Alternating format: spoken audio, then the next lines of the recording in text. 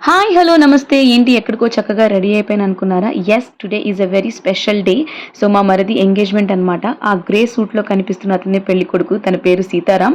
తను పెళ్లి చేసుకోబోతున్న అమ్మాయి ఎవరో కాదు the gorgeous and talented singer Sri Lalitha. So, వాళ్ళ ఎంగేజ్‌మెంట్‌కి నేను గూడా వెళ్ళాననమాట. చూడ్డానికి 2 కళ్ళు సరిపోలేదు. ఇద్దరు ఎంత బావున్నారో ఈడు జోడు.